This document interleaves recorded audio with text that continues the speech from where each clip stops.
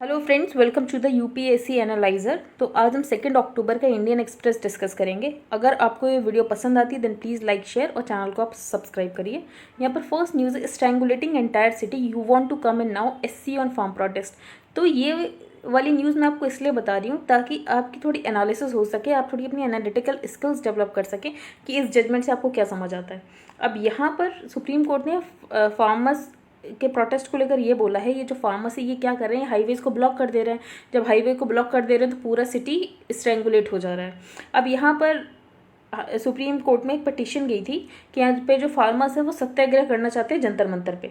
तो अब बेंच ने क्या ऑब्जर्व किया, बेंच ने ये बोला, on the one hand you have been strangulating the entire city and blocking highways and now you want to come inside the city.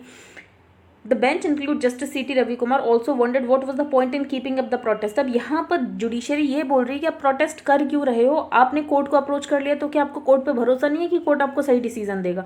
तो आपको कोर्ट पे भरोसा होना चाहिए, आपको प्रोटेस्ट बंद कर देना चाहिए, क्योंकि कोर्ट ने वैसे भी क्या कर रखे हैं, लॉज को स्टे पर लगा दिया है। तो point in keeping up the protest while approaching the court at the same time asking the protesters to have faith in the system, कि अगर आपने जुडिशरी का इंटरवेंशन किया है, जुडिशरी ने इंटरवीन कर लिया फार्म लॉस को लेकर, तो आपको फिर भरोसा होना चाहिए कि जुडिशरी आपको यहाँ पे जस्टिस देगी। तो justice Khanwilkar said, what is the point of doing Satyagraha? You have approached the court, have trust in the court. Once you have approached the court, what is the point of protest? तो या तो फिर आप judicial system के against protest करो, आपको भरोसा नहीं है कि जुडिशरी फेयर प्रोसेस के साथ आपको जस्टिस देगी। अब यहाँ पर राइट टू प्रोटेस्ट तो है, फंडामेंटल राइट है। तो the residents around are they happy with the protest, the bench said, adding that while there is a right to protest तो है, लेकिन लोगों, बाकी जो लोग हैं, नॉर्मल पब्लिक है, उसके पास right to use public roads and to free movement भी है। तो बाकी जो लोग हैं उनके राइट्स को आप अंडरमाइन कर रहे हो, क्योंकि उनका भी तो राइट है ना, पब्लिक रोड को वो यूज़ करे, फ्री मूवमेंट हो उनके लिए, लेकिन ये सारे राइट्स तो अंडरमाइन हो रहे हैं।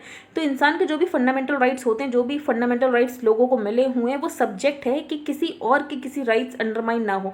लेकिन अगर आप अपने राइट्स एक्सरसाइज करने के चलते में किसी दूसरे के राइट्स को अंडरमाइन कर रहे हो तो ये ठीक बात नहीं है। आई होप आपको न्यूज़ समझ आ गई हो कि क्या पॉइंट ऑफ व्यू यहाँ पर कहा जा रहा था। अब यहाँ पर सेकंड न्यूज़ है, ये इंपॉर्टेंट नहीं पर हम देख लेते हैं। अब एयर इंडिया की बिड अभी फाइनल नहीं हुई है, जैसे कल ऐसे न्यूज़ आ रही थी कि एयर इंडिया की बिड फाइनल हो गई है। ऐसा नहीं है, अभी एयर इंडिया की बिड फाइनल नहीं हुई है। तो Tata is front runner ahead of spice jet promoter. तो यहाँ पे बेसिकली शायद टाटा के साथ ये डील क्लोज होगी। तो Tata group has emerged as the front runner to acquire Air India. तो एयर इंडिया को एक्वायर टाटा ग्रुप ही कर रहा है। As the government looks to close one of its most ambitious disinvestment project. तो गवर्नमेंट ने इससे पहले भी एयर इंडिया को डिसइन्वेस्ट करने की कोशिश की थी पर हो नहीं पा रहा था। ये तीसरा अटेम्प्ट था कि हो सकता है कि इस बार हो जाए ये deal. Even as the government is yet to formally approve Tata's winning bid, people with direct knowledge of the matter said the Mumbai-based conglomerate, अब ये जो टाटा उसने लगभग 5,000 करोड़ ज़्यादा की बिड लगाई है as compare to SpiceJet. तो हो सकता है ये टाटा के साथ ये जो डील है वो हो जाए। यहाँ पर आप देख सकते हैं कोई भी इंपॉर्टेंट न्यूज़ नहीं है कि डीओ में 100% कट ऑफ गया है, हमारे लिए इंपॉर्टेंट नहीं है। मिजोरम ने टेस्टिंग बहुत अच्छी की, कर्ब्स लगाए, इसलिए उनके कोविड नंबर्स कम हो गए। हम नहीं पढ़ेंगे यहाँ पर। आज गांधी जयंती है तो ये तो आपको सबको पता ही है। अब यहाँ पर कोई इंपॉर्टेंट न्यूज़ नहीं, आगे चलते हैं। अब यहाँ पर ये भी इंपॉर्टेंट न्यूज़ नहीं पर हम देख लेते हैं। Death certificates not needed to avail covid ex gratia. तो आपको ये पता है कि यहाँ पर बोला गया था, नेशनल डिजास्टर मैनेजमेंट अथॉरिटी के द्वारा रिकमेंडेशन दिया गया था कि जिन भी लोगों की कोविड डेथ्स हुई है तो उनके नेक्स्ट ऑफ किन को 50,000 रुपये एक्स ग्रेशिया दिया जाएगा। और ये जो एक्स ग्रेशिया दिया जाएगा ये स्टेट डिजास्टर रिस्पॉन्स फंड से दिया जाएगा। अब यहाँ पर दिल्ली के सीएम ने बोला कि आपको डेथ सर्टिफिकेट्स की कोई ज़रूरत नहीं, बिना डेथ सर्टिफिकेट्स के भी हम कोविड एक्स ग्रेशिया दे देंगे। तो ताकि लोगों को वापस से इतने ज़्यादा पेपर वर्क में इन्वॉल्व ना होना पड़े। एक तो उन्होंने अपने को खोया, उसके बाद इतना ज़्यादा पेपर वर्क में उन्हें पिलर टू पोस्ट भागना दौड़ना पड़े, इसीलिए यहाँ पर बोला गया दिल्ली चीफ मिनिस्टर के द्वारा कि आपको इसमें इंगेज होने की ज़रूरत नहीं, आपको डायरेक्टली कोविड का एक्स ग्रेशिया मिल जाएगा। अब हम आगे चलते हैं। अब ये भी इंपॉर्टेंट न्यूज़ है। यहाँ पर सीजीआई ने ये बोला है कि ये चाहते थे कि एक स्टैंडिंग कमेटी बनाए जो कि कोई भी कंप्लेंट्स आती है अगेंस्ट ब्यूरोक्रेट्स और पुलिस उसकी प्रोब करे, लेकिन अभी तक इन्होंने ऐसी कोई स्टैंडिंग कमेटी बनाई नहीं, इन्होंने बस इसके बारे में सोचा था। तो chief justice of India NV Ramana said Friday that he had a lot of reservations on the behaviour of the bureaucracy and police in the country.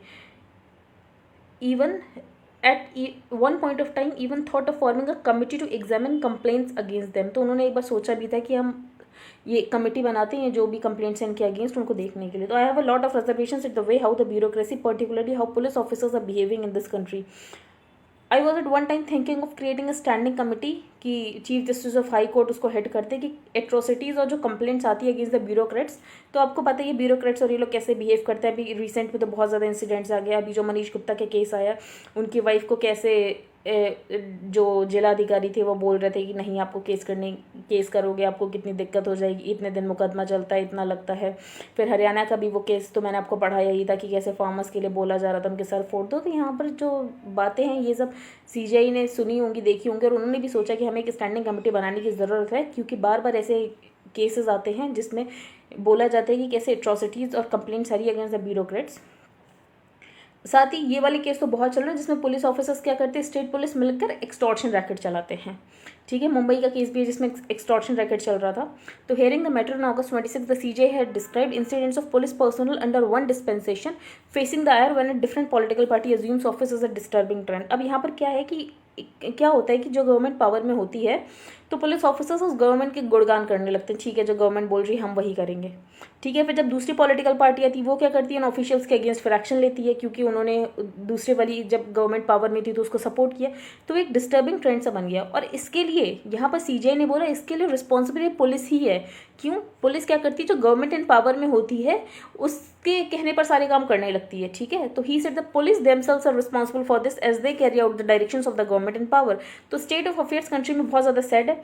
जब कोई पॉलिटिकल पार्टी पावर में होती है तो पुलिस ऑफिशियल्स अगर उनके साइड हो जाएंगे, तो जब दूसरी पॉलिटिकल पार्टी पावर में आएगी तो of course they have to face the ire of next political party जो कि फिर से पावर में आएगी। तो this is a new trend which needs to be stopped. तो ये जो डिस्टर्बिंग ट्रेंड इसे जल्द से जल्द खत्म करने की ज़रूरत है। और यहाँ पर उन्होंने बोला भी ऑफिसर्स को, तो ऑफिसर्स जो कि गवर्नमेंट का डिक्टम फॉलो करते हैं उनको पे बैक विद इंटरेस्ट करना पड़ेगा जब रूलर्स चेंज हो जाएंगे। तो आप किसी एक गवर्नमेंट के साथ अच्छे बने हुए हो और आप उनकी गवर्नमेंट के चलते बहुत एक्सटॉर्शन रैकेट चला रहे हो, आपके पास बहुत पैसे आ रहे हैं, आप एक्सट्रैक्ट कर रहे हो, तो उसके बाद जब नई रूलिंग डिस्पेंसेशन आएगी तो जो भी आपने एक्सट्रैक्ट किया है वो आपको इंटरेस्ट के साथ चुकाना ही पड़ेगा, क्योंकि जो नेक्स्ट गवर्नमेंट आएगी वो आपके अगेंस्ट एक्शन लेगी ही लेगी। तो यहाँ पर लोगों को कॉन्स्टिट्यूशन के अकॉर्डिंग चलना चाहिए, ना कि गवर्नमेंट डिक्टम के अकॉर्डिंग चलना चाहिए। आगे हम चलते हैं, यहाँ पर कोई इंपॉर्टेंट न्यूज़ नहीं, बाकी आप देख सकते हैं। अब यहाँ पर प्राइम मिनिस्टर मोदी ने लॉन्च किया है गांधी जयंती के दिवस पर स्वच्छ भारत मिशन अर्बन 2.0, इसके अलावा अमृत 2.0। अब क्या क्या किया जाएगा, तो स्वच्छ Bharat mission urban and the Atal mission for rejuvenation and urban transformation.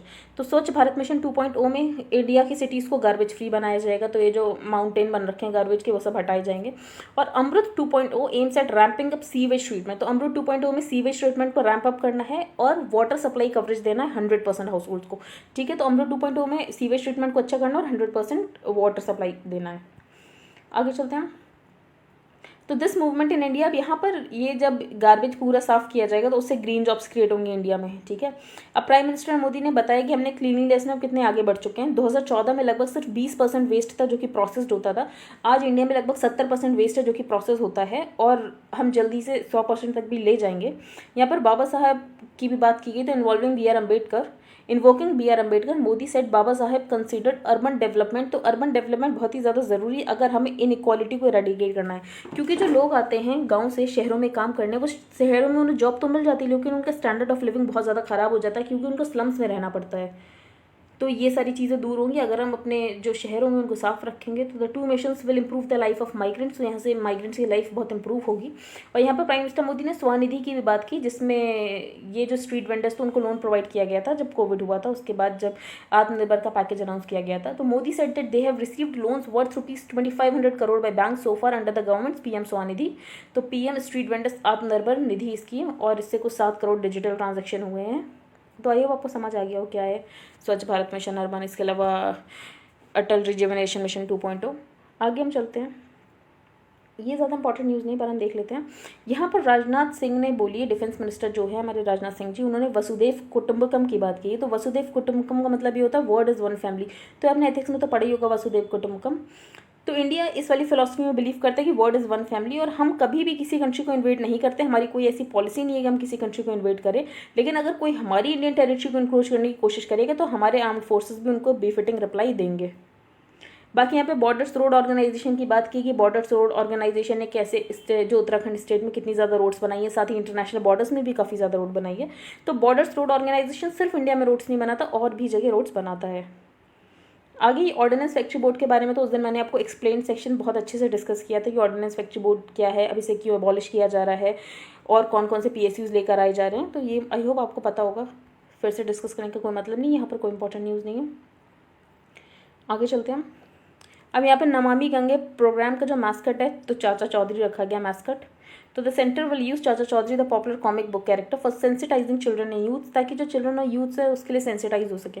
यहाँ पर एक और इम्पॉर्टेंट पॉइंट जो national mission for clean Ganga है, तो वो प्रपोजल डिस्कस करने की वर्ल्ड बैंक के साथ उसका प्रपोजल डिस्कस हो रहा है, जो कि वर्ल्ड बैंक जो है वो नमामि गंगे प्रोग्राम को भी सपोर्ट करता है। तो NMCG has also discuss the proposal with the world bank which is supporting the Namami Gange programme. तो कभी आ जाए कि world bank programme Namami Gange को सपोर्ट करता है, तो हाँ ये करता है। आगे हम चलते हैं। ये खास इसमें कुछ इंपॉर्टेंट न्यूज़ नहीं है। यहाँ पर एक रोजिएट पैटर्न्स की बात की गई है। तो ये जो रोजिएट पैटर्न्स होते हैं वो लेपर्ड के स्पॉट्स होते हैं और ये हर लेपर्ड के अलग अलग होते हैं ताकि लेपर्ड को आइडेंटिफाई किया जा सके। तो rosette patterns are the leopard spots and each animal has a different pattern. तो हर लेपर्ड के ऊपर ये जो रोजिएट पैटर्न होगा ये अलग होगा ताकि उनको आइडेंटिफाई किया जा सके आसानी से। अब ये जो कॉलम है ये ई-कॉमर्स रूल्स के बारे में है। तो कल ई-कॉमर्स रूल्स को लेकर क्या ऑब्जेक्शंस उठाए गए, तो ये मैं कल आपको न्यूज़ में पढ़ा भी चुकी हूँ, मेन पेज पर न्यूज़ आई थी, लेकिन हम फिर से देख लेते हैं। तो पहली बात यहाँ पर बोली गई है फॉल बैक लाइबिलिटी क्लॉज की। तो ड्राफ्ट रूल्स में ये बोला गया अगर जो सेलर है वो प्रोडक्ट को डिलीवर नहीं कर पाता है कंज्यूमर को, तो यहाँ पर जो रिस्पॉन्सिबल होगा, जो लायबल होगा, वो ई-कॉमर्स प्लेटफॉर्म होगा।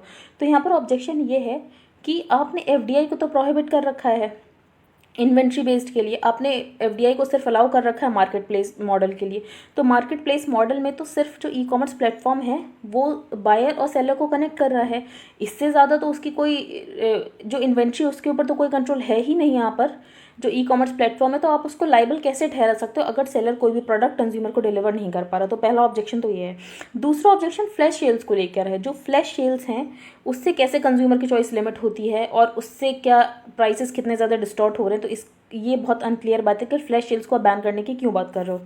तीसरी बात ये रिलेटेड पार्टी ट्रांजैक्शंस को लेकर अभी क्लैरिटी नहीं है और नीति आयोग ने ये बोला ये केस ऑफ ओवर रीच है। जैसे इसमें कुछ ऐसे प्रोविजंस भी जिसमें ये बोला गया है कि डोमेस्टिक प्लेयर्स को फेयर अपॉर्चुनिटीज़ दी जाएगी। तो ये डोमेस्टिक प्लेयर्स को फेयर अपॉर्चुनिटीज़ देने वाली बात आप ई-कॉमर्स रूल्स में क्यों लेकर आ रहे हो। तो यहाँ पर तो ओवर रीच का एक यहाँ पर मुद्दा आ गया है। तो this raises a question, shouldn't the consumer protection rule seek to promote only the interest of consumers. अब नेक्स्ट बात ये है कि जो ट्रेडिशनल ब्रिक और मोर्टार स्टोर्स हैं, मतलब बेसिकली जो स्टोर्स खुले हुए हैं ऑफलाइन जो स्टोर्स हैं, वहाँ पर तो कोई ऐसा रेस्ट्रिक्टिव रेगुलेटरी आर्किटेक्चर नहीं है, लेकिन ई-कॉमर्स प्लेटफॉर्म्स के लिए इतना ज़्यादा रेस्ट्रिक्टिव रेगुलेटरी आर्किटेक्चर बना रहे हो क्योंकि जो ट्रेडिशनल ब्रिक और मोर्टार स्टोर्स हैं ये भी तो एंड ऑफ सीजन सेल लेकर आते हैं। तो जैसे ये फ्लैश सेल्स होती हैं ई-कॉमर्स प्लेटफॉर्म से, वैसे ही इनकी एंड ऑफ सीजन सेल्स होती हैं। तो यहाँ पर बेसिकली अब जो भी मुद्दे उठाए गए ऑब्जेक्शन किया गया, हो सकता है उन ऑब्जेक्शन को लेकर प्रोविजंस में कुछ चेंज किया जाए। तो आई होप आपको समझ आ गया। पहला फॉल बैक लाइबिलिटी क्लॉज है, दूसरा ये फ्लैश सेल्स को लेकर जो पॉइंट है, तीसरा ओवर रीच का जो पॉइंट है, और चौथा है जो ब्रिक और मोर्टार स्ट्रक्चर है इनके लिए तो ऐसा कोई भी रेगुलेटिव आर्किटेक्चर नहीं लेकर आया जा रहा है। तो फिर यहाँ पर ई-कॉमर्स प्लेटफॉर्म्स के लिए क्यों लेकर आया जा रहा है। न्यू सेडिशन, इसमें ज़्यादा आर्टिकल में कुछ इंपॉर्टेंट नहीं, कुछ हम फैक्ट्स देख लेते हैं। तो सुप्रीम कोर्ट ने ये बोला गया था जो सेडिशन लॉ है कि सेडिशन लॉ की जो मिसयूज़ इस लॉ का बहुत ज़्यादा होता है और कैसे लैक ऑफ अकाउंटेबिलिटी होती है एग्जीक्यूटिव एजेंसीज की। तो Supreme Court stance lent weight to the growing criticism that the colonial era law was being increasingly misused by an over reaching state. कैसे स्टेट इसका यूज़ करता है उन सिटीजन्स की लिबर्टीज़ को कर्ब करने के लिए जो कि स्टेट के अगेंस्ट बोलते हैं।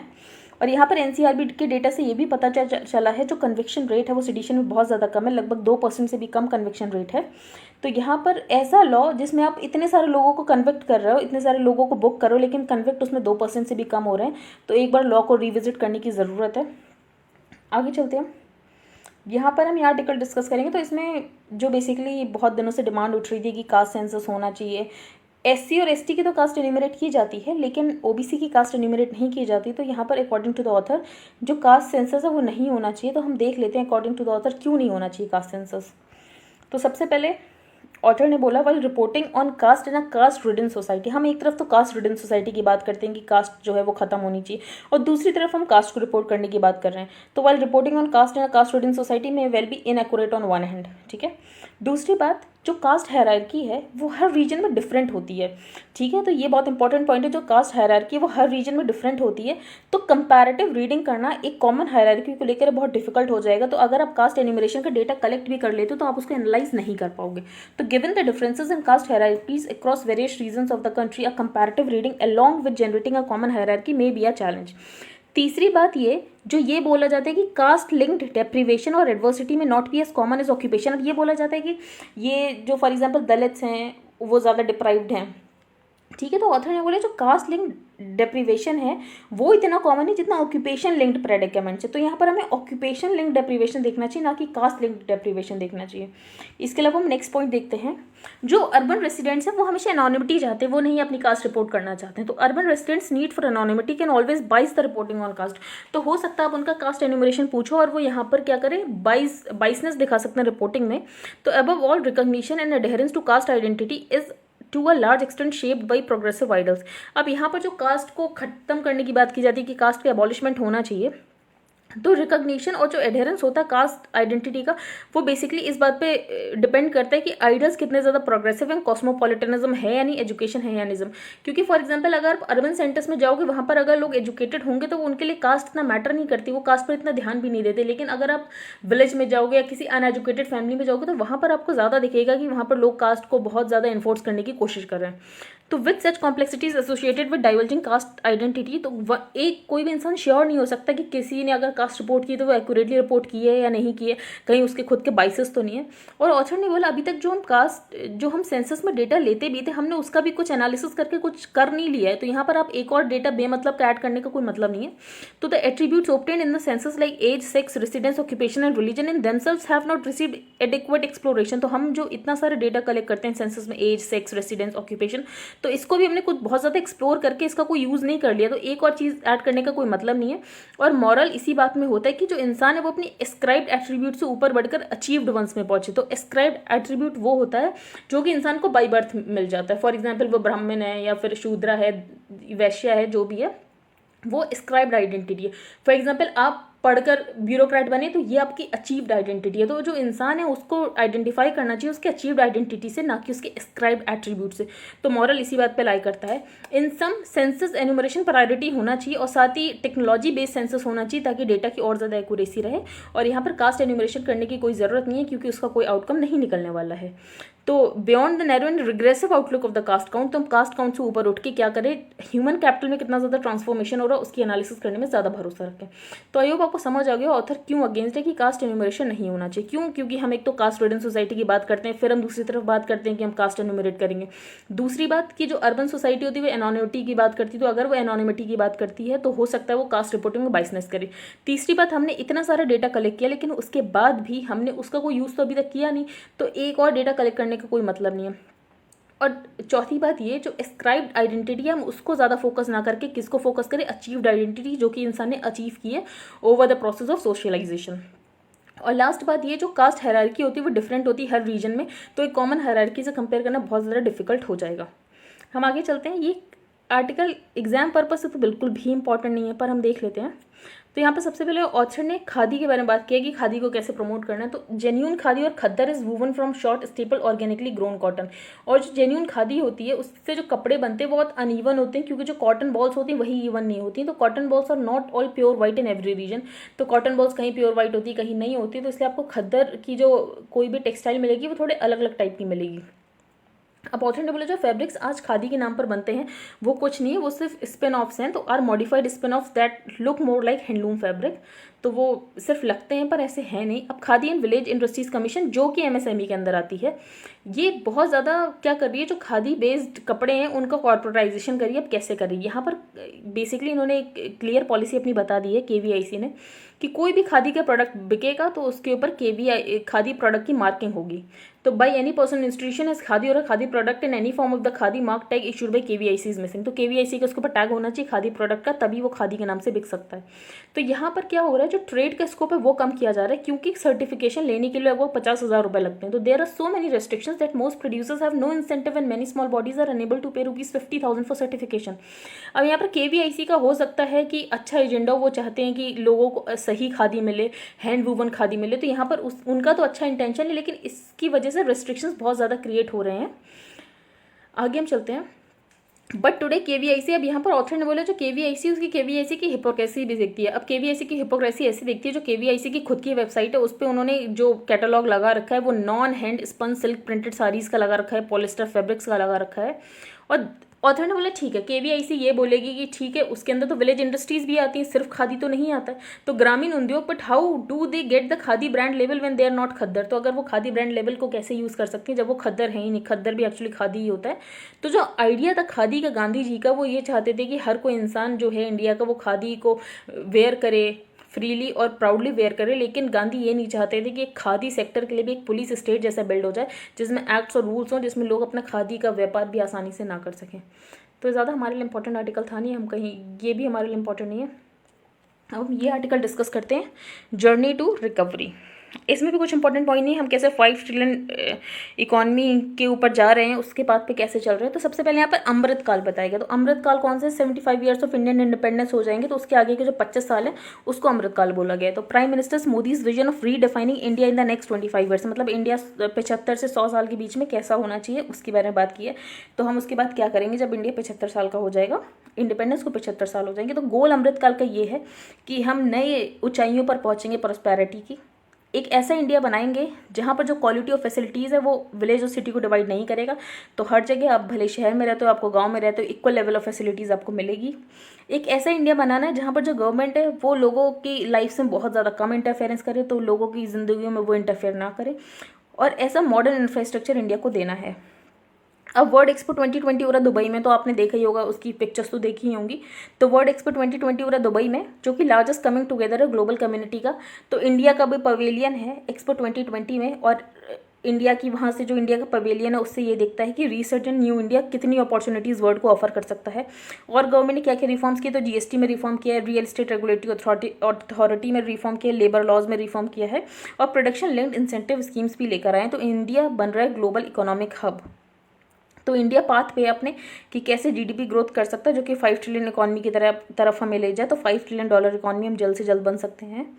तो नेक्स्ट 25 ईयर्स जो होंगे वो इंडिया का गोल्डन ग्रोथ फेज होंगे, और ये हमें दिखने वाला है कि आगे इंडिया कितने तेज़ी से रिबाउंड करके अपनी ग्रोथ को सस्टेन करता है। ये आर्टिकल इंपॉर्टेंट है, इसमें कुछ पढ़ना नहीं, हम आगे चलते हैं। अब यहाँ पर ये रिपोर्ट काफ़ी इंपॉर्टेंट है। तो a Kerala government report for 2019 shows that 4.37% of mothers who delivered babies that year were in the age group of 15 to 19। तो केरला जो कि इतना लिटरेट स्टेट है, इतना डेवलप्ड स्टेट है, वहाँ पर चाइल्ड मैरिज बहुत ज़्यादा प्रेवलेंट है, क्योंकि 4.37% जो मदर्स हैं उन्होंने बच्चे डिलीवर कर लिए जब वो एज ग्रुप ऑफ 15 to 19 है। उसमें से कुछ ऐसी मदर्स है जिनका ये दूसरा या तीसरा बेबी है बाई 19। तो ये क्लियर इंडिकेटर है कि कैसे केरला जैसे सोसाइटी में जिसने की इतनी प्रोग्रेस कर रखी है वुमेन एम्पावरमेंट और एजुकेशन में, कुडुम्बश्री जैसी योजना जहाँ पर चलती है, वहाँ पर चाइल्ड मैरिज इतनी ज़्यादा प्रेवलेंट है। और ये चाइल्ड मैरिज सिर्फ गांव में प्रेवलेंट नहीं है, अर्बन एरियाज में भी प्रेवलेंट है। तो between 15 to 19 major chunk was from urban areas. ये जो मेजर चंक था ये अर्बन एरियाज से ही था। और इसके अलावा तीसरा सरप्राइजिंग फैक्टर ये है कि ये जो मदर्स थी वो एजुकेटेड हैं। तो 16,139 हैड पास क्लास 10th, भले वो ग्रेजुएट नहीं पर उन्होंने क्लास 10th तक पढ़ रखे। इसके अलावा जो सिर्फ 57 है जो कि इलिटरेट है। तो यहाँ पर हमें ये पता चल रहा है एजुकेशन भी है, डेवलपमेंट भी। उसके बाद भी यहाँ पर क्या हो रहा है कि चाइल्ड मैरिज इतनी ज़्यादा प्रेवलेंट है। अब क्रूड बर्थ रेट क्या होता है, तो क्रूड बर्थ रेट ये होता है कि number of live birth in a year पर 1000 पॉपुलेशन। और क्रूड डेथ रेट क्या होता है, तो total number of deaths per year पर 1000 पॉपुलेशन। तो आई होप आपको ये रिपोर्ट के बारे में समझ आ गया हो। अब यहाँ पर तो कोई इंपॉर्टेंट न्यूज़ है नहीं, आप देख सकते हैं। अब चाइना का नेशनल डे था, तो चाइना ने नेशनल डे अपना कैसे मार्क किया, तो ताइवान के ऊपर मास एयर इंकर्जन करके। तो ये यही करते हैं। यहाँ पर मुझे बस आपको पराटस आइलैंड बताने हैं। तो पराटस आइलैंड ताइवान कंट्रोल्ड है। तो ये कभी आपको नाम आ जाए पराटस आइलैंड कहाँ पर है, तो ताइवान कंट्रोल्ड है। आगे चलते हैं। अब यहाँ पर police violence in United states. तो लैंसेट ने एक स्टडी की जिसमें ये पता किया है जो यूनाइटेड स्टेट्स में पुलिस वायलेंस होता है तो उसमें लगभग 50% से ऊपर जो पुलिस वायलेंस होता है या तो वो मिसक्लासीफाइड होता है या तो अनरिपोर्टेड होता है। तो इंडिया की तरह ही है यहाँ पर भी, जैसे कि over the 40 year period of study. और यहाँ पर ब्लैक अमेरिकन के अगेंस्ट ज़्यादा पुलिस वायलेंस होता है और वो अनरिपोर्टेड ज़्यादा। तो over the 40 year period of study black American were estimated to about 3.5 times more likely to die from police violence than white American. तो जैसे जॉर्ज फ्लॉयड का केस तो आप सबको पता ही होगा। अब ये एक्सपेंड सेक्शन में कुछ ज़्यादा बताया नहीं गया है।